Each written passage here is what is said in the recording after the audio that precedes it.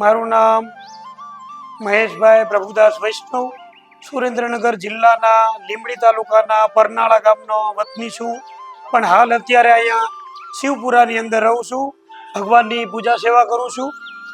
પહેલાં પૂજા સેવા કરવામાં તકલીફ પડતી, કારણ કે પગનો ઢીંચણનો દુખાવો બહુ રહેતો હતો, પણ હવે હું પરોઠે વાળીને બેસી પણ શકું છું અને શાંતિથી ભગવાનની પૂજા પણ કરી શકું છું. નીરવ સાહેબે જ્યારથી ઓપરેશન કર્યું ત્યારથી મને કોઈ પણ જાતનો દુખાવો રહ્યો નથી અને બહુ સારું કામ મારે થઈ ગયું છે પગનું. મહેશભાઈ વૈષ્ણવ, કે જેમની ઉંમર 48 વર્ષ છે, તેઓ આજથી 9 મહિના પહેલા મારી પાસે આવ્યા. તેઓ સવારે પૂજારીનું કામ કરતા મંદિરમાં અને બાકીના ટાઈમમાં તેઓ રિક્ષા ચલાવતા. તેમના પગ ઘૂંટણમાં ઘસારાના કારણે વાંકો વળી ગયો હતો. તેઓ બરાબર સીધા પગ રાખીને ચાલી નતા શકતા. તેમને નીચે બેસવા ઉઠવામાં પણ ઘણી બધી તકલીફ હતી. એમને ઘૂંટણનો અંદરનો ભાગ ઘસાઈ ગયો હતો અને છેલ્લા 3 વર્ષથી તેઓ પૂજારીના કામ તરીકે પૂજા કરવા માટે નીચે બેસી જ નતા શકતા અને નીચે બેસી જાય તો ઊભા થઈ જ નતા શકતા બિલકુલ. આમ તો તકલીફ લગભગ 2 વર્ષથી હતી. 1.5 વર્ષથી તો બહુ વધુ તકલીફ હતી. ચાલી નહોતું શકાતું, બેસી ન શકાય. હા, ઢીંચણમાં જે ડૉક્ટરને બતાવ્યું બધા એમ જ કીધું કે તમને ઘસારો આવી ગયો છે. રિપ્લેસમેન્ટ કરવાનું કીધું. અહીંયા કડીમાં બતાવ્યું, એને 2-2.5 લાખ રૂપિયા કીધા. પછી અમદાવાદ બતાવ્યું 2 જગ્યાએ, એમને તે 2.5-3 લાખ રૂપિયા કીધા ઢીંચણ બદલાવાનું રિપ્લેસમેન્ટ. પછી મને આ મારા મિત્ર છે જે અહીં ઊભા છે બાજુમાં, એમને મને વાત કરી કે અહીંયા છે ને એક સાહેબ સારા છે, નીરવ સાહેબ, અને નીરવ સાહેબની મેં મુલાકાત લીધી. એટલે નીરવ સાહેબે કીધું આટલામાં લગભગ એ એક જ ડૉક્ટરે એમ કીધું કે હું ઓપરેશન તમારું કરીશ. ના, મહેશભાઈ તો અહીંયા અમારા મંદિરમાં પૂજા કરે છે અને એને આવી તકલીફ હતી, મેં એમને રસ્તો બતાવ્યો કે અહીં જતા રહો, એ મજા આવશે. નીરવભાઈ બહુ ગુડ માણસ અને એમનું કામે સારું.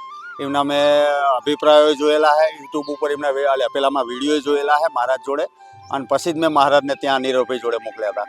પછી તેમનો આપણે એક એક્સરે કરાવ્યો કે જેમાં ઘૂંટણનો અંદરનો ભાગ ઘસાઈ ગયો હતો. ઓલરેડી 3-4 ડૉક્ટરને અહીં અમદાવાદમાં બતાવી ચૂકેલા હતા. તેમણે બધાએ ઘૂંટણ બદલાવાની સલાહ આપી હતી, પણ તેમનો ઘૂંટણ હજી બચી શકે તેવી હાલતમાં હતો. તો મેં તેમને ઘૂંટણ બચાવવા માટે HTO નામની સર્જરી સજેસ્ટ કરી. પછી આપણે એક લાંબો એક્સરે કરાવ્યો કે જેને ફૂલ લેન્થ એક્સરે કહીએ આપણે, કે જેમાં કમરથી લઈને પગના પંજા સુધી આપણને બંને હાડકાં અને 3 જોઈન્ટ દેખાય. તો તેમાં આપણને ખબર પડી કે એમના ઘૂંટણથી નીચેનું જે હાડકું છે તેમાં વળાંક છે. તો તેમાં આપણે HTO નામની સર્જરી કરી. બીજા કોઈ ડૉક્ટરે અત્યાર સુધી ઓપરેશનનું ન કીધું, રિપ્લેસમેન્ટ વગરની મને એમ કીધું કે તમારો ઓપરેશન સાંધા નહીં બદલાવવા પડે, રિપ્લેસમેન્ટ નહીં કરવું પડે, અને તમને જો સાવ સારું થઈ જાય તો શું તકલીફ એમ. મેં કીધું કાંઈ વાંધો નહીં.